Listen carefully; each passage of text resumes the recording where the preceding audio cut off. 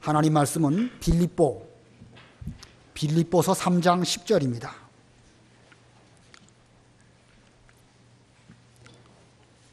빌립보서 3장 10절.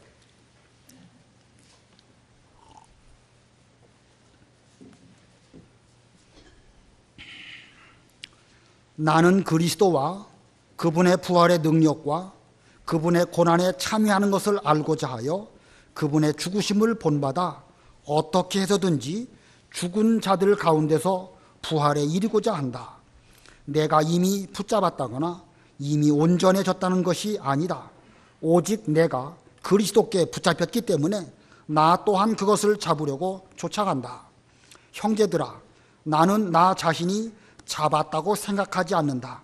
다만 한 가지, 곧 뒤에 있는 것은 잊어버리고 앞에 있는 것을 붙잡고자 하여 하나님께서 그리스도 예수님 안에서 위로부터 부르신 부르심의 상을 위하여 표대를 향하여 달려간다. 누구든지 온전한 자들은 이렇게 생각하자. 너희가 무언가 다르게 생각한다면 이것 또한 하나님께서 너희에게 나타내실 것이다. 오직 우리가 어디에 이르렀든지 같은 길을 쫓아가도록 하자. 아멘. 오늘 여기 12절 하반절에 보면 나 또한 그것을 잡으려고 쫓아간다. 뭔가 급하게 달려가고 있는 모습을 묘사하고 있습니다. 14절 하반절에도 부르심의 상을 위하여 표대를 향하여 달려간다. 달려간다는 표현을 썼고 16절에도 오직 우리가 어디에 이르렀든지 같은 길을 쫓아가도록 하자. 같이 다름박질을 하자고 바울은 빌립보 교인들에게 말하고 있습니다. 그래서 오늘 제목은 신앙의 다름질입니다. 신앙의 다름질. 사도 바울은 자기가 의롭게 된 것은 율법을 지킴으로 인하여 의롭게 된 것이 아니고 그리스도를 믿음으로 말미암은 의, 믿음의 근거에서 하나님께로부터 난 의로 인하여 의롭게 되었다고 본문 바로 직전 9절에서 이렇게 말씀하고 있습니다. 자, 하나님 앞에서 하나님으로 말미암아 의롭다함을 받은 그 사람은 그 이후에 어떻게 세상을 살아야 할까? 저나 여러분이나 이미 다 예수님을 믿음으로 인하여 의롭다함을 입었는데 앞으로는 어떻게 살아야 될까? 어떤 죄인이 있었답니다. 그 죄인은 죄값으로 인하여 이제 곧 사형에 처해지게 되었습니다. 그는 어떻게 해야 그 죽음을 면할 수 있을까 생각을 하고 자기에 있는 모든 재산, 심지어 아는 사람들로부터 돈을 빌어서 그것을 가지고 재판관에게 갖다 주면서 저를 죽음에서부터 구해 주십시오 이렇게 청탁을 했지만 재판관은 너의 죄는 그 어떤 많은 재물로도 사할 수 없다 그렇게 판결을 하였습니다. 그랬더니 또 그 사형당할 그 사람이 나는 본래 히브리 사람이고 유대인이고 베냐민 집하고 이 신분적으로 좋은 집안에서 태어났으니까 그것을 보았으라도 저를 죽음에서부터 건져주실 수 없겠습니까? 역시 거절을 당했습니다. 그랬더니 또 그 사람이 또 저는 공부를 많이 해서 인생이 어디서부터 어디로 가고 인생의 목적이 무엇이고 상당히 많은 공부를 하였습니다. 이런 지식이 있는 사람 죽으면 아깝지 않습니까? 그러나 그 재판관은 내가 아무리 공부를 많이 하고 세상적으로 학문이 뛰어난다 할지라도 이제 그 죄값은 용서받을 수 없다. 너는 마땅히 죽어야 한다. 그런 결국은 죽을 수밖에 없는 그런 상황에 처하게 되었습니다. 그런데 얼마 있어서 그는 죽음을 피할 수 없는 그런 그 가운데 있었는데 갑자기 너는 이제부터 석방이다 라고 하는 그런 언도가 내려졌습니다.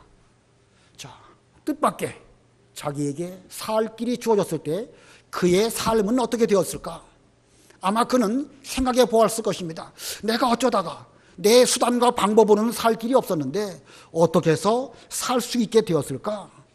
나를 위하여 죽어주신 저 그리스도라는 분은 도대체 어떤 분이시기에 나의 인간의 힘으로는 얻을 수 없는 구원을 얻게 되었을까? 그는 많이 생각하는 가운데 그리스도께서 자기를 위하여 죽어주셨고 또 부활하심으로 말미암아 그 믿음을 통해서 그와 같은 구원이 자기에게 임했다는 사실을 알게 되었습니다. 그때부터 그의 삶의 목표는 자기를 위하여 죽어주신 그리고 부활해 주신 그분을 위하여 죽는 것입니다.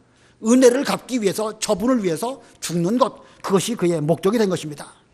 무엇이 목적입니까? 사는 것이 목적이 아니라 나 위하여 죽어주신 그분을 위하여 죽는 것이 그의 목적이 되었습니다.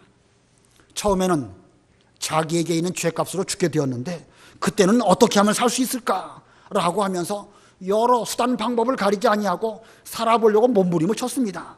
그러나 이제 그리스도를 믿음으로 말미암아 살게 되었을 때에는 그 반대로 어떻게 하면 내가 그리스도를 위하여 죽을 수 있을까? 이것이 그의 목적이 되었습니다. 죽음을 향하여 담대하게 나아갈 수 있는 그런 용기가 있게 되었습니다. 그가 왜 죽음을 향하여 담대하게 나아갈 수 있게 되었을까? 그것은 그리스도께서 죽으셨다가 부활하신 것을 볼 때에 더 이상 죽음이 그에게는 어떤 의미가 있는 것도 아니고 장애물이 될 수 없음을 확실히 깨달았습니다. 자기도 부활할 것을 알았기 때문에 그는 죽기를 각오하고 주님을 위해서 죽으려고 하는 이런 마음가짐을 갖게 된 것입니다. 바울의 그와 같은 마음가짐이 10절과 11절에 기록되어 있습니다. 우리 다 같이 합독하겠습니다. 10절, 11절 뜻을 생각하시면서 시작.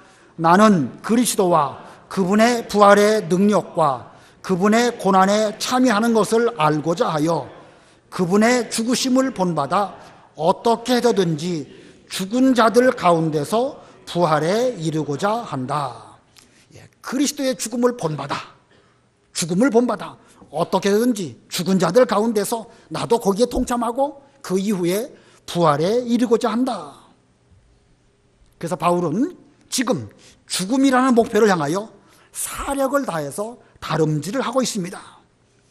바울은 지금 이 빌립보서를 기록할 때에 로마 감옥에 갇혀 있습니다. 앞부분 표현을 보면 사슬에 매여 있다라는 표현을 1장에서 쓰고 있습니다. 죽음이 바로 코앞에 있고 그런 상황 속에서 바울은 기뻐하면서 죽음을 각오하고 죽음을 향하여 달려가고자 하는 그의 심정을 오늘 본문에서 표현하고 있습니다. 그와 같은 마음이 2장에 또 있는데 2장 16절부터 18절 읽어보세요. 2장 16절. 너희가 생명의 말씀을 붙들어 그리스도의 날에 내가 자랑하게 하여라. 이는 내가 헛되이 다름질하지 않았고 헛되이 수고하지도 않았기 때문이다. 너희의 믿음이 믿음의 희생제물과 봉사 위에 나를 부어드리는 제물로 드린다 하더라도 내가 기뻐하고 너희 모두와 함께 기뻐할 것이다. 이와 같이 너희도 기뻐하고 나와 함께 기뻐하여라. 바울은 지금 다름질을 하고 있는데 다름질한 결과를 통해서 이 빌립보 교회를 보니까 빌립보 교회가 기뻐하며 믿음을 잘 지키는 것을 볼 때에 나의 이 다름질이 헛되지 않은 것을 알겠다. 또한 나는 이미 하나님에게 부어드리는 제사, 술이나 피를 하나님의 제단에 붓는 것처럼 자신의 생명을 부어드리려고 결심을 하고 이 길을 걸어가고자 하는데 나는 그 죽음을 향하여 달려가면서도 기뻐하고 있다. 나의 이 기쁨과 같이 너희도 기뻐하고 나와 함께 기뻐하여라. 죽음을 향하여 죽기를 각오하고 달려가면서도 바울은 지금 기뻐하고 있습니다. 이 빌립보서가 기록된 때는 추후 62년경입니다. 이때의 바울의 나이는 60세 전후였을 것으로 추정합니다. 그는 예루살렘으로 올라갔다가 거기서 환난과 결박이 기다리는 것을 알았고 가이사랴 감옥에 2년 동안 있다가 지금은 로마 감옥에 옮겨져서 거의 또 2년 동안 있는 이런 가운데 있습니다. 그는 비록 로마 감옥에 육신적으로 갇혀 있지만 갇혀 있는 그 가운데서도 신앙의 다른 박질을 부지런히 했습니다. 편지를 쓰고 또 사람을 보내고 교회마다 권면을 하고 자기와 함께 신앙의 다름질을 잘하도록 이렇게 말하면서 이 감옥 거기에 있는 여러 사람들에게까지도 복음을 전하는 이런 다름질을 열심히 하고 있는 그런 바울입니다. 자, 그러면서 오늘 본문에서는 빌립보 교회에 있는 성도들에게도 나와 함께 다름질하자라고 권면하고 있습니다. 이와 같은 바울의 권면의 말씀을 지금을 살아가고 있는 저와 여러분에게 대해서도 권면하시는 말씀입니다. 오늘날 우리도 힘들게 다름질해서 여기까지 왔습니다. 정말로 힘들게 2017년 살아왔지요. 예, 살아왔다기보다는 사라졌다라고 표현하는 것이 더 맞을 것 같습니다. 왜냐하면 다름질하는 저와 여러분들 얼마나 지치고 힘들고 벗어버리고 싶고 멈춰버리고 싶고 그냥 여기서 그냥 그만뒀으면 좋겠다 이런 마음이 많이 들었는데 그때마다 예수님께서 우리를 이끌어 주시고 인도해 주셔서 그 은혜로 여기까지 온 것입니다. 그러므로 우리가 산 것이라기보다는 그리스도로 말미암아 사라진 것입니다. 이제 또 우리 앞에 2018년도가 기다리고 있습니다. 시간이 흘러가는데 마치 러닝머신 위에 서서 달리기를 하는 것과 같습니다. 예, 러닝머신이 뭔지 아시죠? 밑에 있는 벨트가 막 굴러갑니다. 그 위에 서 있는데 내가 발을 계속 움직이지 않으면 쓰러질 수밖에 없습니다. 이거 뭐 안 가면 안 갈 수가 없는 이런 상황입니다. 어쩔 수 없이 우리가 가긴 가야 되는데 이 길을 갈 때에 마지 못해서 그냥 억지로 끌어갈 것이 아니라 바울과 같이 그리스도의 고난에 참여하고 그리스도의 죽으심을 본받아서 신앙의 다름박질을 힘써서 하시는 그런 우리들의 새해가 되어야 할 것입니다. 이것이 신앙의 다름질을 잘하자라고 하는 바울의 권면을 우리가 제대로 듣고 그 말씀대로 순종하는 삶이 되는 것입니다. 우리가 이 신앙의 다름질을 잘하기 위해서는 오늘 본문 13절을 보니까 뒤에 있는 것도 있고 또 앞에 있는 것을 말씀하고 있습니다. 뒤에 있는 것, 앞에 있는 것. 다시 말하면 지나간 것과 앞으로 다가오는 것이 있는데 뒤에 있는 것은 잊어버리고 앞에 있는 표대를 향하여 달려가자 이렇게 말하고 있습니다. 우리의 신앙의 다름질 잘하기 위해서 이 두 가지, 오늘 두 가지 대지인데 두 가지, 그 중에 첫 번째가 뒤에 있는 것은 잊어버릴 것입니다. 뒤에 있는 것은 잊어버릴 것. 본문 13절 읽어보세요. 13절. 형제들아, 나는 나 자신이 잡았다고 생각하지 않는다. 다만 한 가지, 곧 뒤에 있는 것은 잊어버리고 앞에 있는 것을 붙잡고자 하여. 예, 뒤에 있는 것은 잊어버리자. 이 다름질이라는 것은 시간 속에서 이루어지는 것이죠. 100m 달리기 하면 세계 그 신기록은 한 9초 얼마, 10초 상간으로 달려가게 됩니다. 마라톤 같으면 2시간 10분 정도 이렇게 시간 속에서 달리기가 이루어집니다. 시간이 지나가면 앞에 있었던 것이 뒤로 물러가게 되어집니다. 그런데 다름질하는 사람이 이미 지나가서 뒤에 있는 거 거기에 마음을 빼앗기고 앞으로 나아갈 생각을 하지 못한다고 하면 그는 좋은 성적을 낼 수가 없습니다. 그러므로 지나간 것은 빨리 잊어버려야 됩니다. 바울도 이 빌립보서를 기록할 때에 그 나름대로 한평생을 살아왔습니다. 바울같이 위대한 인물이라 할지라도 그의 과거를 하나하나 따져놓고 본다고 하면 분명 좋은 것도 많이 있었지만 잊어버리고 싶은 거, 생각하기도 싫은 거, 나쁜 거 이런 것도 있었습니다. 바울의 생애 속에서 뒤에 있는 것 가운데 나쁘고 또 생각하기도 싫은 그런 것들이 무엇일까? 바울은 교회를 핍박하고 성도들을 붙잡아서 감옥에 집어넣으려고 했습니다. 아마 일생 씻어도 다 씻을 수 없는 그런 엄청난 오점이 사도 바울에게 있었습니다. 그러면 바울은 그 오점 때문에 어떻게 해야 될까? 매일매일 나는 과거에 하나님의 교회를 많이 힘들게 한 그런 죄인입니다 라고만 생각하면 될까? 물론 사도 바울은 평생 동안 자기의 과거의 죄를 늘 회개했습니다. 나는 핍박자고 회방자고 포행자였습니다. 나는 죄인 가운데 괴수였습니다. 늘 회개하며 기도했습니다. 그러나 그는 회개는 하지만 자신의 과거에 매여서 앞으로 나아갈 것을 나아가지 못하고 발목 잡혀 있는 그런 삶을 살지는 않았습니다. 그런 자기의 모든 죄는 이미 예수 그리스도로 말미암아 십자가의 그 보혈로 깨끗하게 씻음을 받았는 줄을 믿었고 그리스도의 의로 말미암아 새 생명을 주신 것을 알았습니다. 그래서 오히려 기뻐했습니다. 회개하면서 늘 괴로워만 하는 것, 그건 참된 회개의 자세라고 말할 수가 없습니다. 먼저 진심으로 회개하고 죄로부터 돌이킨 이후에는 예수님의 용서하심을 받았다. 예수님의 십자가의 보혈은 씻지 못할 죄가 하나도 없고 나의 모든 죄는 이미 십자가에서 이미 죽었다. 이렇게 확실히 깨닫고 기쁨 가운데 있을 때에 그게 진정한 회개라고 할 수가 있는 것입니다. 이것이 뒤에 있는 것은 잊어버리는 것입니다. 여러분 모두에게도 불가피하게 그와 같은 오점 있을 수 있습니다. 지금 생각해 보면 내가 그때 왜 말을 그렇게 했을까? 그때 성도에게 좀 더 따뜻하게 해줄 걸. 또 뭐 여러 가지 하나하나 생각나는 것들이 저도 많이 있고 여러분들에게도 얼마만큼 있겠지요. 그러나 뒤에 있는 거 잊어버리라고 말씀하셨으니까 오늘 지나가기 전에 다 회개하고 용서받으신 줄로 믿고 진정한 기쁨 가운데에서 이제 신앙의 다름받기를 잘하는 그런 우리가 되어야 할 것입니다.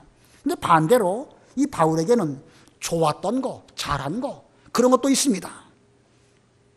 바울이 여러 지방을 다니면서 복음을 전하면서 교회를 세웠는데 그는 특별히 마게도니아 지역의 첫성 빌립보에 이르게 되었습니다. 안식일이 되어서 안식일 날 어디 가서 기도할 수 있을까? 강가에 나가서 기도하다가 마침 거기 기도하러 나온 두아디라 성의 자주장사 루디아를 만나게 되었고 루디아에게 복음을 전했습니다. 루디아가 바울의 말을 잘 듣고 자신의 집으로 하나님의 종 사도 바울을 영접하여 드림으로 빌립보 교회가 그 루디아의 집에서부터 출발하게 되었습니다. 바울 입장에서는 그 루디아나 빌립보 교회를 세운 일이나 이거 정말로 아름답고 좋은 추억입니다. 아마 이 바울이 이 빌립보서를 기록할 때로부터 한 5년 혹은 7, 8년 전쯤의 일이 아니었을까 생각이 됩니다. 그러나 그것도 다 뒤로 하고 잊어버려야 됩니다. 내가 빌립보 교회를 세웠다. 나 때문에 세워졌다. 이렇게 생각하면서 마치 자기가 큰 영웅이라도 된 것처럼 생각한다고 하면 그런 참된 신앙의 다름질 할 수 없습니다. 내내 자기가 잘해서 교회 세운 것만 생각하면서 추억에만 젖어 있다고 하면 언제 지금 해야 할 일을 제대로 하고 신앙의 다름질을 잘할 수 있겠습니까? 나쁜 것뿐만 아니라 잘하고 좋은 것 그런 것까지도 다 뒤에 있는 것들은 잊어버리는 것, 이것이 잘하는 것입니다. 금년 2017년 우리에게는 좋았던 일도 많이 있고 힘들고 어렵고 나빴던 일도 또한 많이 있습니다. 어떤 일이 더 많을까요? 좋은 일이 더 많을까요? 나쁜 일이 더 많을까요? 좋은 일이 더 많을까요? 나쁜 일이 더 많을까요? 빙그레 웃지만 마시고 분명 우리에게는요 좋은 일이 훨씬 많습니다. 전 금년에 우리 교회에 천당 가신 분이 거의 없는 것 같아요. 물론 천당 가는 자체는 좋은 일이지만 육신적으로 볼 때는 좀 더 신앙의 다름질을 해야 되는데 하나님이 더 열심히 신앙의 다름질을 하도록 여러분에게 건강을 많이 주셨어요. 그것도 감사하고 오늘 이 자리까지 온 것만으로도 감사합니다. 연말이 돼가지고 상당히 많은 분들이 감기며 몸살이며 배탈이며 그 외에 심각한 질병들 때문에 고생하시는 그런 말씀들을 많이 듣고 있는데 그래도 금년 한 해 동안 하나님께서 우리에게 베풀어 주신 은혜가 너무너무 많습니다. 근데 그런 것들은 잘 생각이 안 나요. 무엇만 생각나죠? 잘못한 거, 힘들고 어려웠던 거 이런 것만 생각나는 것입니다. 아무튼 본문 가운데에서 뒤에 있는 것은 잊어버려라 우리에게 말씀하셨습니다. 잊어버려야 됩니다. 잊어버린다는 것은 망각해 버린다는 그런 의미가 아닙니다. 잘못한 것은 진심으로 회개하고 용서받은 줄로 알고 용서받았을 때 그 기쁨이 얼마나 큽니까? 그 기쁨 가운데에서 새 일을 하라는 거예요. 히브리서 12장 1절에 보니까 모든 무거운 짐과 얽매이기 쉬운 죄를 벗어버리고 인내로서 우리 앞에 있는 경주를 경주하자 이렇게 말씀하고 있습니다.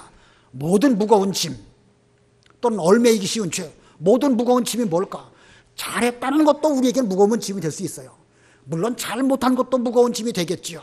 그러나 아무튼 다 뒤에 지나간 것들은 거기에 마음을 빼앗기면 무거운 짐이 될 수가 있습니다. 그러므로 우리는 모든 무거운 짐, 또 얽매이기 쉬운 죄 이런 것들 너무나 많이 있지만 잘한 것은 하나님의 은혜로 잘한 줄로 알고 하나님께 영광 돌려드리고 잘못한 것, 죄 이런 것들은 오늘이 가기 전에 우리가 철저하게 회개하고 예수님의 보혈로 용서함을 다 받으신 이후에 기쁨으로 새롭게 출발하는 이런 우리가 되어야 할 것입니다. 새해 되면 인사할 때에 송구영신 하지요. 송구영신. 송구, 묵은 것을 보내버리고 영신, 새로운 것을 받아들인다. 이 송구, 묵은 것을 보내드린다. 바로 뒤에 있는 것은 잊어버린다는 말과 의미가 같은 것입니다. 아무쪼록 이제 몇 시간 안 남았습니다. 오늘 가기 전 뒤에 것들은 다 기도하심으로 다 회개하고 정리하시고 가벼운 몸과 마음가짐으로 우리의 신앙의 다름질을 잘함으로 모든 무거운 것들 다 벗어버리고 또 얼매이 식은 죄 이런 것들도 다 벗어버리는 그런 우리가 되어야 되겠습니다. 두 번째로 신앙의 다름질을 잘하는 방법의 두 번째는 앞에 있는 표대를 향하여 달려갈 것입니다. 앞에 있는 표대를 향하여 달려갈 것. 이 뒤에 있는 것들은 여러 가지예요. 잘한 것도 있고 못한 것도 있고 때에 따라서는 하나님의 은혜일 수도 있고 때에 따라서는 나 자신의 죄일 수도 있습니다. 그런 건 다 잊어버리는데 앞에 있는 표대, 이것은 한 가지, 여러 가지가 아니라 한 가지입니다. 앞에 있는 표대 딱 한 가지인데 그게 무엇일까? 본문을 읽으면서 한번 생각해 보시기 바랍니다. 12절로 14절 읽어보세요. 12절 내가 이미 붙잡았다거나 이미 온전해진 것이 아니므로 오직 내가 그리스도께 붙잡혔기 때문에 나 또한 그것을 잡으려고 쫓아간다. 형제들아 나는 나 자신이 잡았다고 생각하지 않는다. 다만 한 가지 곧 뒤에 있는 것은 잊어버리고 앞에 있는 것을 붙잡고자 하여 하나님께서 그리스도 예수님 안에서 위로부터 부르심의 상을 위하여 표대를 향하여 달려간다. 여기 12절 보면 나 또한 그것을 잡으려고 쫓아간다. 그게 무엇입니까? 나 또한 그것을 잡으려고 쫓아간다. 목표가 그거예요. 그게 무엇일까? 내가 그리스도께 붙잡혔는데 붙잡힌 그것을 잡으려고 또 쫓아간다. 이해가 되시죠? 의미는 좀 어렵지만 주께서 나를 사도 바울을 붙잡고 계십니다. 감사하지요. 그러나 이미 붙잡혔지만 좀 더 적극적으로 내가 주님께 붙잡히기 위해서 그 목적을 놓고 달려간다는 거예요. 그러므로 표대, 예수 그리스도께 붙잡힌 바 된 그것을 또 표대로 달려간다. 그런 뜻이고 14절에 보면 예수님 안에서 위로부터 부르신 부르심의 상을 위하여 표대를 향하여 달려간다. 상이 표대가 아니에요. 상 받으려고 지금 달아나는 거 아닙니다. 이제 앞으로 부르심의 상을 우리에게 그 바울에게 주실 것인데 그 표대 한마디로 말하면 예수님입니다. 예수님. 10절로 11절로 다시 보면은요.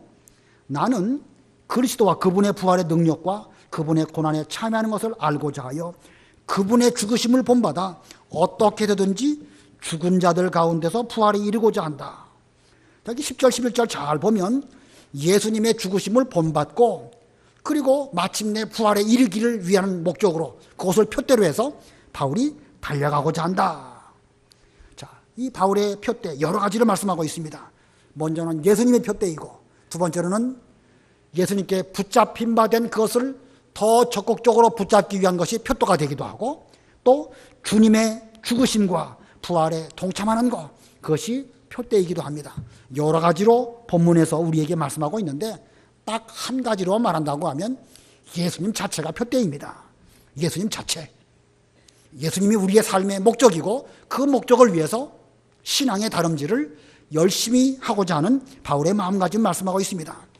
히브리서 12장에도 보면 예수님이 그 표대라는 말씀 주고 있습니다. 히브리서 12장 1절로 3절 읽어보세요. 히브리서 12장 1절 그러므로 이처럼 많은 증인들이 구름같이 우리를 둘러싸고 있으니 모든 무거운 짐과 얼매이기 쉬운 죄를 벗어버리고 인내로 우리 앞에 놓여있는 경주를 경주하자. 믿음의 창시자이자 완성자이신 예수님을 바라보자.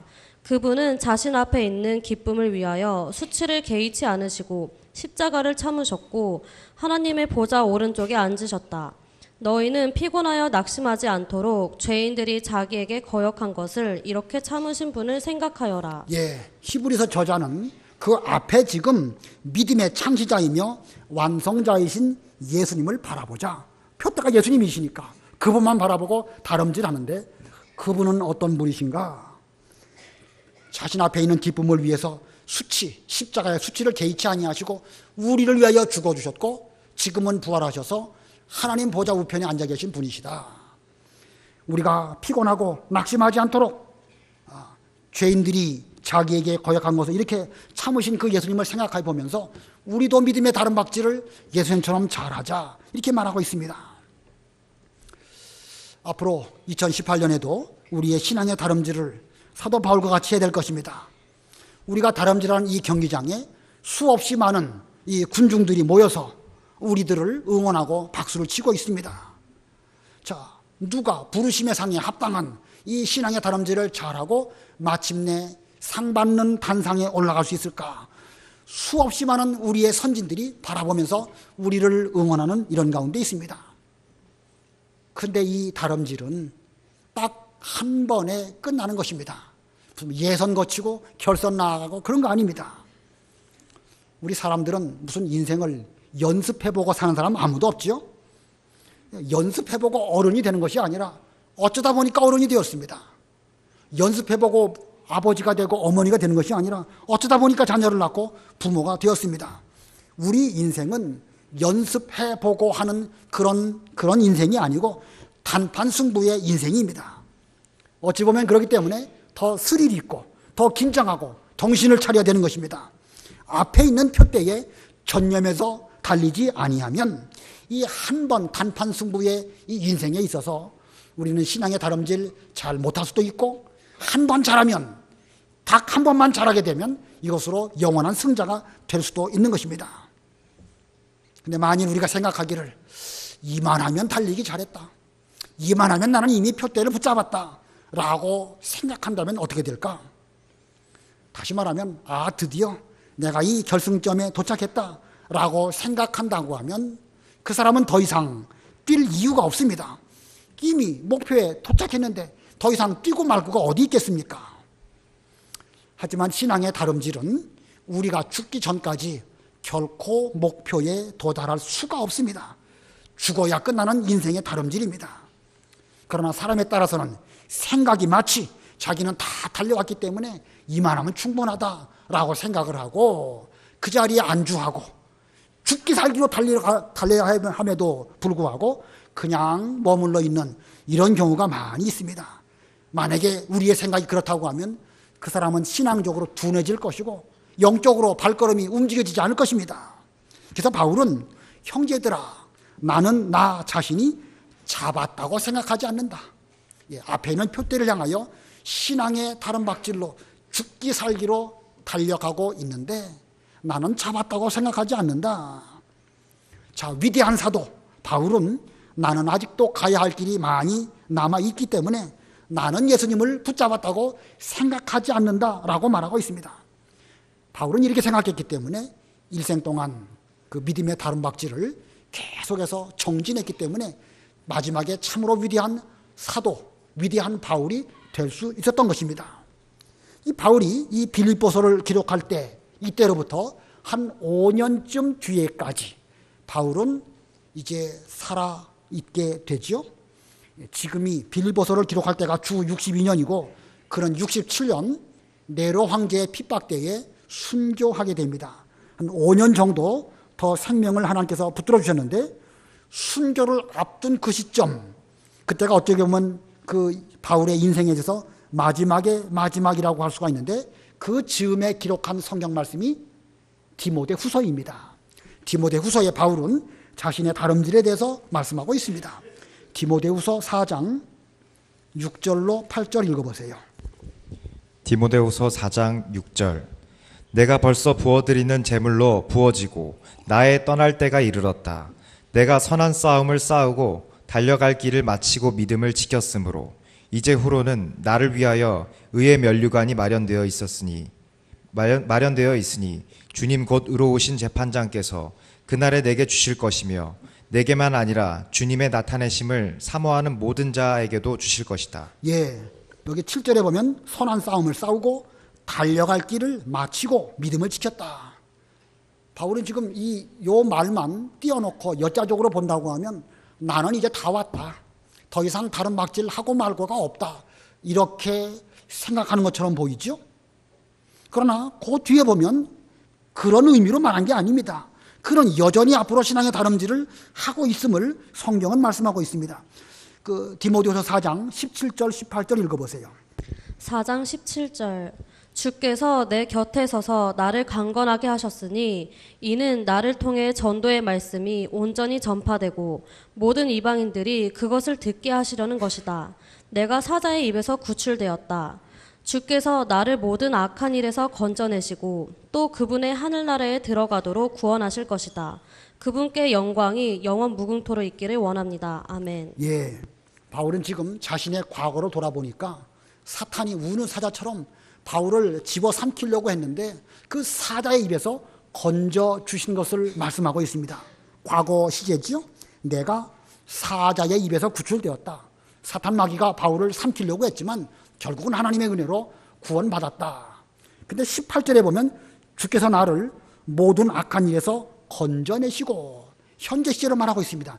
지금도 그 신앙의 다름질을 하고 있는데 역시 주께서 사도 바울을 모든 악한 일에서 건져주시고 계시며, 그 다음에 보면 또 그분의 하늘나라 천국에 들어가도록 구원하실 것이다. 앞으로도 구원해 주실 것을 믿고 있죠.